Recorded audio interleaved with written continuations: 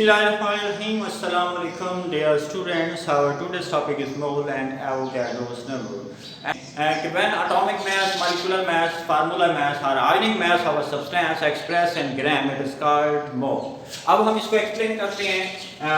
When atomic mass, hydrogen का atomic mass कितना होता है 1.008. When it is expressed in gram, when atomic mass of an element is expressed in gram, it is called gram atom. or gram atomic mass or 1 mole of that element. जिसको हम क्या कहेंगे 1 मोल कहेंगे उस element का, यानी 1 mole of hydrogen जो है वो इक्वल होगा 1.008 के. इसी तरह से हमने पढ़ा था gram molecule, gram molecular mass या मोल के बारे में हमने पढ़ा था. When molecular mass of molecular compound is expressed in gram, it is called 1 gram molecule और ग्राम मॉलिक्यूलर मास और 1 मोल ऑफ दैट कंपाउंड, ये 1 मोल वाटर कहलाएगा.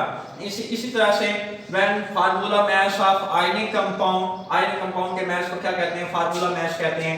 ये हमने कैसे कैलकुलेट किया, सोडियम का एटॉमिक मास 23, क्लोरीन का 35.5, तो कितना बना, दोनों को ऐड करेंगे तो 58.5.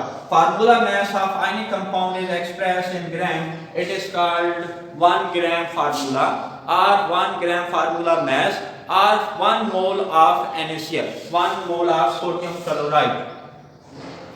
Now 1 mole of carbonate ion when ionic mass of ionic species expressed in gram, इसको कैलकुलेट करें. कार्बन का 12 और ऑक्सीजन का 16, 3 एटम्स के लिए 48, दोनों को ऐड करें 12 plus 48 is equal to 60.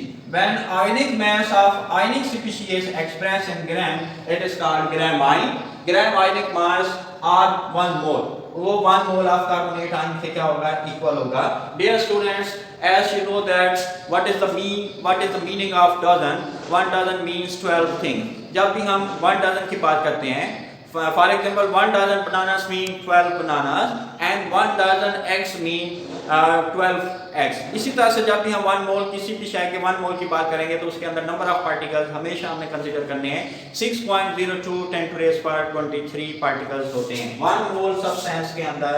जैसे एक डजन के अंदर 12 चीजें होती हैं, इसी तरह से 1 मोल के अंदर जो नंबर ऑफ पार्टिकल्स होते हैं वो 6.02 10⁻23 होते हैं. पार्टिकल्स का मतलब एटम्स भी हो सकता है, मॉलिक्यूल्स भी हो सकते हैं, और पार्टिकल्स फार्मूला यूनिट्स भी हो सकते हैं, और पार्टिकल्स जो हैं वो आयन भी हो सकते हैं. 1 मोल के अंदर नंबर ऑफ पार्टिकल्स कितने होते हैं, 1 मोल हाइड्रोजन के अंदर नंबर ऑफ पार्टिकल्स कितने होंगे 6.02 टाइम्स 10⁻23. इसी तरह से 1 मोल वाटर के अंदर 6.02 10⁻23, और इसी तरह से 6.02 10⁻23.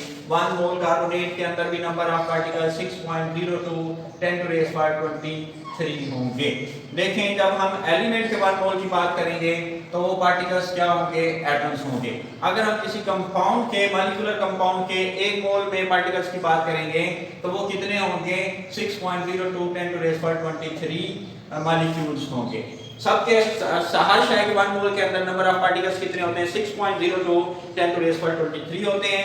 अगर आयनिक कंपाउंड होगा तो उसके पार्टिकल्स को हम क्या कहेंगे, फार्मूला यूनिट्स कहेंगे. और अगर हम किसी आयनिक स्पीशीज के 1 मोल के अंदर पार्टिकल्स की बात करेंगे तो फिर हम टर्म यूज करेंगे आयन. मैंने आपको बताया एटम्स का, मॉलिक्यूल्स की टर्म कब यूज करेंगे, फार्मूला यूनिट्स की कब टर्म यूज करेंगे, और आयंस की टर्म हम कब यूज करेंगे. अब हम डिस्कस करते हैं what is the relationship between number of moles and mass of the substance. अगर हमने नंबर ऑफ मोल्स कैलकुलेट करने हैं, फिर हम मोल मास ऑफ सब्सटेंस को डिवाइड करते हैं मोलर मास से, तो इस तरह से हम कैलकुलेट कर लेते हैं नंबर ऑफ मोल्स को. अगर मास नोन नहीं है, मास हमने कैलकुलेट करना है, डिटरमिन करना है, तो फिर मोलर मास को यहाँ आके नंबर ऑफ मोल्स के साथ क्या करेंगे, मल्टीप्लाई करेंगे. मोलर मास और नंबर ऑफ मोल्स को मल्टीप्लाई करेंगे. मोलर मास और नंबर ऑफ मोल्स को, मोलर मास और नंबर ऑफ मोल्स को मल्टीप्लाई करेंगे तो हमारे पास क्या आ जाएगा, उस शय का मास आ जाएगा. इस तरह से हम मास ऑफ सब्सटेंस भी क्या कर सकते हैं, कैलकुलेट कर सकते हैं. Dear students, as you know that जो सब्सटेंस होती है वो कंसिस्ट करती है atoms, molecules, formula units and ions पर. अगर एलिमेंट है तो एटम्स पर कंसिस्ट करेगा. अगर कोई मॉलिक्यूलर कंपाउंड है तो उसके पार्टिकल्स को मॉलिक्यूल्स कहते हैं. अगर सब्सटेंस आयनिक कंपाउंड है तो उसके पार्टिकल्स को फार्मूला यूनिट्स कहते हैं. अगर सब्सटेंस कोई आयनिक स्पीशीज है तो उसके पार्टिकल्स को क्या कहते हैं, आयंस कहते हैं. ये बात हम पहले भी पढ़ चुके हैं. ये स्मॉलेस्ट पार्टिकल्स होते हैं, इनको काउंट करना जो है ये पॉसिबल नहीं है। इसलिए जो एवोगैड्रोस नंबर है ये हमें फैसिलिटेट करता है for the counting of particles present in given mass of substance. किसी भी गिवन मास ऑफ सब्सटेंस के अंदर नंबर ऑफ पार्टिकल्स को एवोगैड्रोस नंबर फैसिलिटेट करता है। And this concept of Avogadro's was given by Amedeo Avogadro's. ये उसके scientist के नाम की बुनियाद पर ये नाम दिया गया है। अब हम इसकी डेफिनेशन की तरफ आते हैं। डेफिनेशन को ज़हनशीन करें। Collection of 6.02 10 to the power 23 particles present in 1 mole of any substance is called Avogadro's number.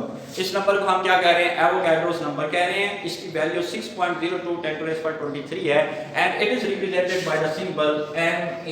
N stands for number, A stands for Avogadro's. Avogadro's number का सिंबल ये है। अगर आपसे पूछा जाता है व्हाट इज एवोगैड्रोस नंबर, तो आपने उसकी डेफिनेशन लिखनी है, उसकी वैल्यू बतानी है और उसका जो है आपने सिंबल बताना है।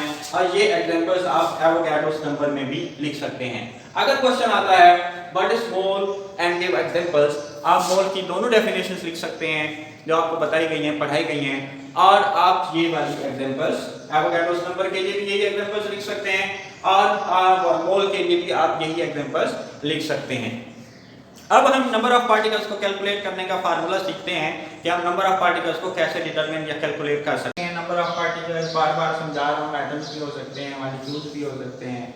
अगर आयनिक कंपाउंड है तो फार्मूला यूनिट्स भी हो सकते हैं, आयंस भी हो सकते हैं। नंबर ऑफ पार्टिकल्स को हम कैलकुलेट कर सकते हैं और उस सब्सटेंस के नंबर ऑफ मोल्स को अगर हम मल्टीप्लाई करते हैं एवोगैड्रोस नंबर से तो हमारे पास क्या आ जाएंगे? नंबर ऑफ पार्टिकल्स आ जाएंगे। अगर हमारे पास number of moles direct given नहीं है, मास ऑफ सब्सटेंस गिवन है, मास ऑफ सब्सटेंस को मोलर मास ऑफ सब्सटेंस से डिवाइड करके और उसको एवोगैड्रोस नंबर से मल्टीप्लाई करके हम क्या कैलकुलेट कर सकते हैं? नंबर ऑफ पार्टिकल्स कैलकुलेट कर सकते हैं। यकीनन आपको आज का लेक्चर समझ आया होगा। Students, one point is to be noted. One mole of different substances have same number of particles but different masses.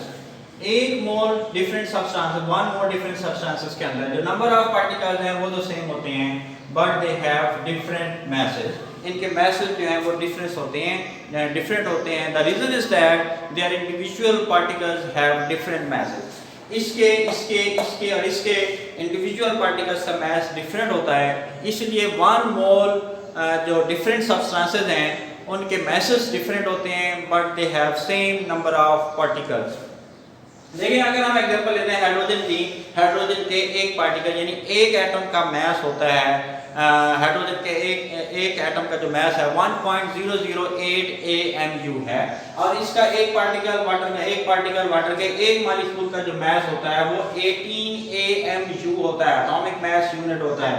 और इसके एक पार्टिकल यानी एक फार्मूला यूनिट का, सोडियम क्लोराइड के एक फार्मूला यूनिट का जो मास होता है वो 58.5 AMU होता है। इसी तरह से कार्बोनेट आयन के एक यूनिट का जो मास होता है वो 60 AMU होता है। जब हम एक यूनिट एक पार्टिकल्स की बात करेंगे तो उसके मास को हम AMU में यानी एटॉमिक मास यूनिट में लिखते हैं और अगर हम एक मोल सब्सटेंस में मौजूद जो मास है उसको हम ग्राम्स के अंदर एक्सप्रेस करते हैं, यानी 1 मोल में मौजूद 6.02 10 to the power 23 पार्टिकल्स को हम उनके मास को हम ग्राम्स के अंदर क्या करेंगे? एक्सप्रेस करेंगे। एक पार्टिकल तो एटॉमिक मास यूनिट, अगर 1 मोल सब्सटेंस है उसमें मौजूद पार्टिकल्स के मास को हम ग्राम्स के अंदर क्या करते हैं? एक्सप्रेस करते हैं। This is the difference between atomic mass unit and gram.